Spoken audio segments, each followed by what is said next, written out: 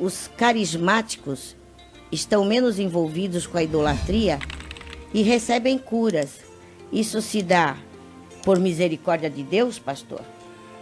Eu quero dizer que a esse nosso consulente que, na realidade, os carismáticos são mais católicos do que os católicos tradicionais.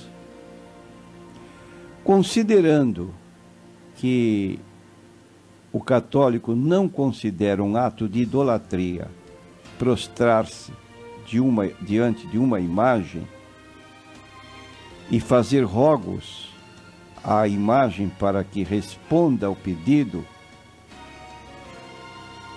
então não se pode alegar ou dizer que os carismáticos são menos envolvidos. São iguais, envolvidos com os dogmas, com as práticas religiosas do catolicismo, e nesse particular não vejo, porque eu tenho estudado o assunto e tenho visto que há um apego muito maior no que concerne ao recebimento dos dogmas católicos. Não apenas ler, mas também praticar. Agora, existe um tempo de ignorância nossa, que a Bíblia declara no livro de Atos dos Apóstolos, 17, versículo 30. Deus não leva em conta os tempos da nossa ignorância. Há um tempo na nossa vida que Deus perdoa porque sabe que nós desconhecemos a sua vontade. O apóstolo Paulo, por sua vez, também no capítulo 2 do livro de Romanos, diz que há pessoas que são cumuladas das bênçãos de Deus. Por exemplo, Jesus se referiu ao sol e à chuva que caem indistintamente, tanto bons como maus. Agora, será que Deus está apreciando os maus, mesmo derrame chuvas sobre eles? Não. E por que então ele derrama? Diz o texto de Romanos 2 e 4, despreza as tuas riquezas da sua benignidade e paciência e longanimidade, ignorando que a benignidade de Deus te leva ao arrependimento? Ora, pergunta alguém, se Deus não estivesse aprovando o que eu estou fazendo, Ele não me abençoaria. Mas acontece que Deus dá um tempo para a pessoa. Esse tempo que nós chamamos aqui na Bíblia riquezas da sua benignidade, da sua paciência, da sua longanimidade. Mas não está aprovando o que eu estou fazendo, não. Ele está esperando que a pessoa um dia venha reconhecer esse fato. Como ela pode reconhecer? Pela leitura da Bíblia Sagrada. Então, quando lemos a Bíblia Sagrada, vamos notar que podem ocorrer milagres. Você talvez se espante com o que eu vou dizer.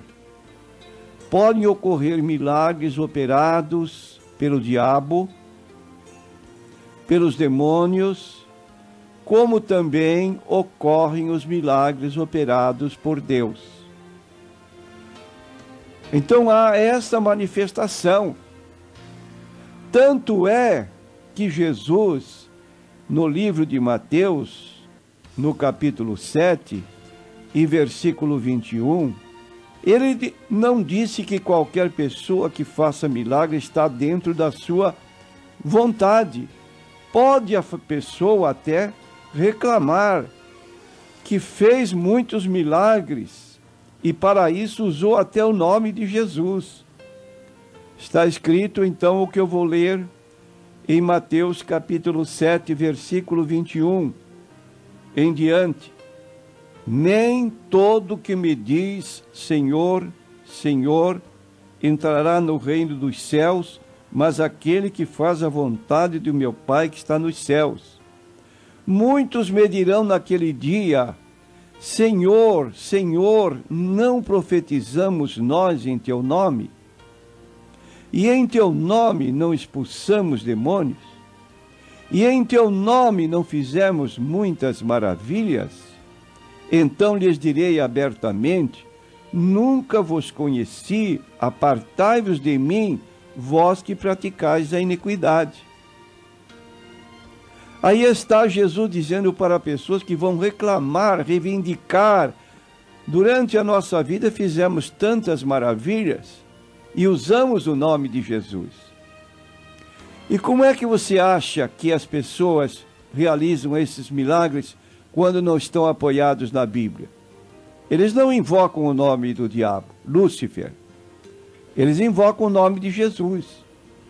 Invocam o nome de Deus como se Deus estivesse aprovando aquele ato que contraria a sua palavra.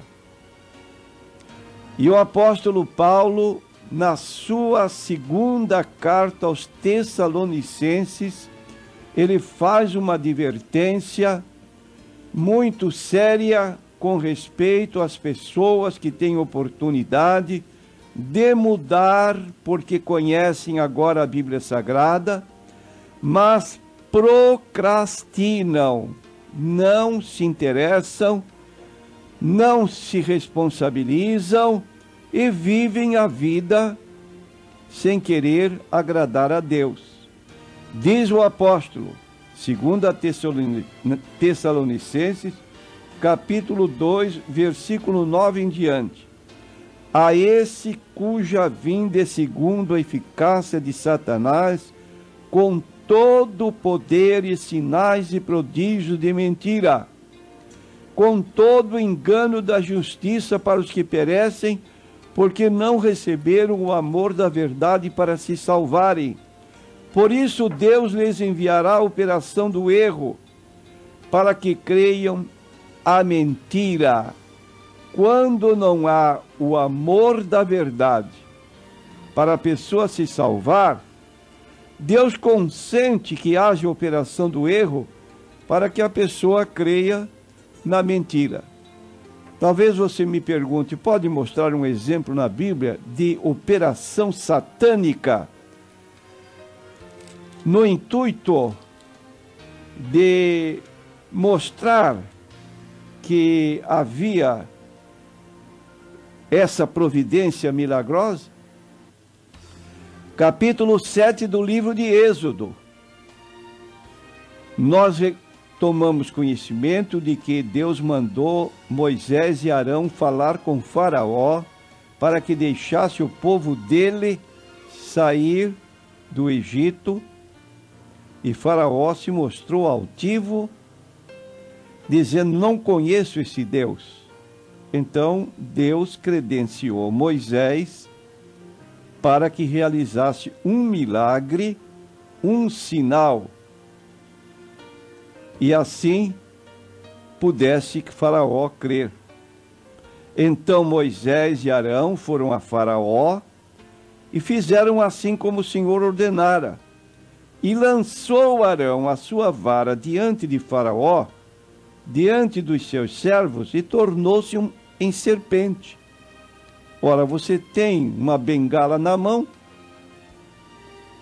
feita de madeira ou de qualquer outro material, joga no chão e de repente uma cobra, ela se transforma numa cobra e sai andando. É um milagre. Foi Deus que credenciou Moisés e Arão para fazerem isso. E o que aconteceu? Estou lendo no capítulo 7 de Êxodo, versículos 10 e 11. E Faraó também chamou os sábios e encantadores, e os magos do Egito fizeram também o mesmo com os seus encantamentos. Porque cada um lançou sua vara e tornaram-se em serpentes. Mas a vara de Arão tragou as varas deles. Está vendo, prezado ouvinte? Vamos mais um sinal. Versículo 19 do capítulo 7 de Êxodo. Disse mais o Senhor a Moisés: diz a Arão: toma a tua vara, estende a tua mão sobre as águas do Egito, sobre as suas correntes, sobre os seus rios, sobre os seus tanques e sobre todo o ajuntamento das suas águas, para que se tornem em sangue, e haja sangue em toda a terra do Egito, assim nos vasos de madeira como nos de pedra. Sinal grandioso, mandou que Arão estendesse a mão sobre as águas do Egito e elas se tornaram em sangue. E Moisés e Arão fizeram assim como o Senhor tinha mandado. E Arão levantou a vara, feriu as águas que estavam no rio, diante dos olhos de Faraó e diante dos olhos dos seus servos, e todas as águas do rio se tornaram em sangue. Porém, os magos do Egito também fizeram o mesmo com os seus encantamentos, de modo que o coração de Faraó se endureceu e não os ouviu. Estou lendo no capítulo 7 de Êxodo, versículos 19 a 22. Então aqui duas fontes de erro, duas fontes de milagres. Aliás, uma fonte de erro, uma fonte de verdade, só que parecidos. E a pessoa, então, quando ela recebe um milagre que a leva perto de Deus, que se aproxima de Deus, este milagre é verdadeiro. Mas quando a pessoa se volta para os ídolos, se volta para a invocação de espíritos, práticas que Deus não aprecia, abomina na sua palavra, então o milagre não é proveniente de Deus. E nós podemos então conhecê-lo.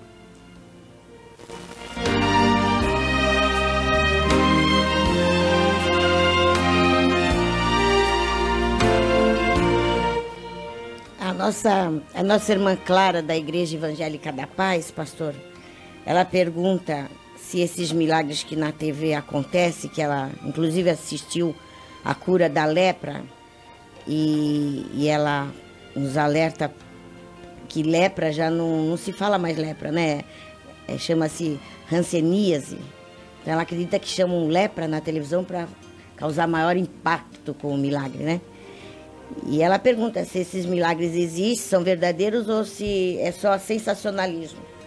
Eu digo para a irmã que a maioria desses milagres é sensacionalismo. E eu gostaria até de que se telefonasse para a emissora, se localizasse a pessoa que está fazendo ou dando seu testemunho de que realmente ficou curada, e que se fosse verificar se realmente aquilo que está sendo transmitido é verdade. Posso afirmar que a maioria desses milagres de televisão são engodos. Embora creia que Deus possa realizar milagre, nós dizemos que toda a honra de um milagre resulta para a glória de Deus. Quando o pregador se notabiliza, por exemplo, eu jamais teria a coragem de chegar a uma emissora de rádio e fazer uma declaração: o maior pregador de cura divina do século 21. Nunca.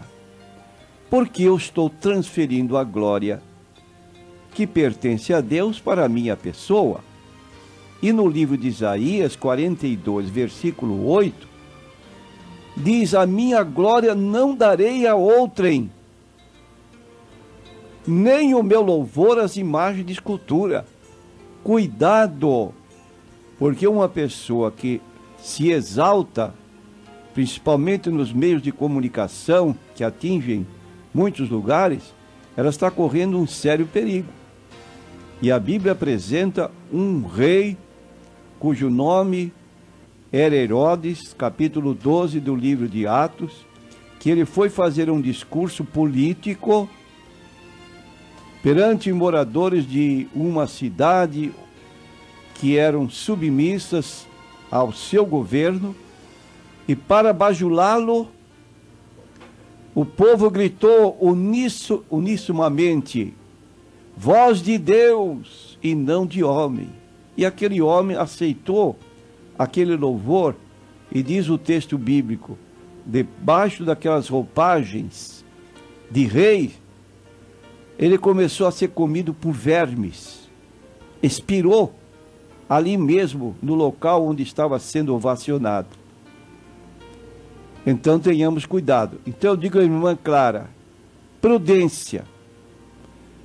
Da minha parte, eu vejo que isso aqui é mais propaganda do que propriamente realidade. E a maneira correta é verificar se realmente isso ocorreu. Jesus opera? Sim. Hebreus 13:8. Ele é o mesmo ontem, hoje e eternamente.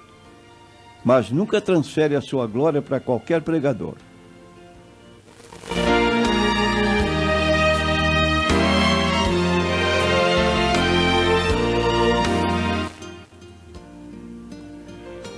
Uma pergunta da NQI, é uma mulher. Ela diz que sua mãe tinha uma úlcera aos 35 anos de idade. Foi desenganada pelos médicos, pois não havia cura para ela. Quando ela tinha em torno de 42 anos, depois de muito sofrimento, ela foi consultar um espírita que disse que faria uma operação espiritual nela. Ela seguiu as instruções e depois daquele dia ela nunca mais sentiu dores. Um tempo depois ela se converteu e morreu salva aos 91 anos de idade. A pergunta é: qual o interesse desse espírita e como ocorreu essa cura, pastor? Eu quero dizer o que tenho repetido aqui. Aqui está um caso específico de Atos 17, 30, 31. Deus não leva em conta os tempos da ignorância, e uma pessoa que não conhece a Bíblia procura uma entidade espírita para que se veja livre desses chamados males espirituais, e há então essa chamada cura espiritual. Agora, qual a origem daquilo que ocorreu? Foi Deus que a fez? Não. Deus não opera através de prática mediúnica. É taxativamente proibido na sua palavra. Isaías 8:19, a favor dos vivos. Vivo quem era? Era a mãe desta consulente. A favor dos vivos consultar-se-ão aos mortos? A pergunta e a resposta: a lei é o testemunho, a palavra de Deus. Se não falarem segundo esta palavra, nunca verão a alva. E Jesus falou em Mateus 24, versículos 11, versículos 23 e 24, que fariam tão grandes sinais e prodígios, que se possível for, enganariam até os escolhidos.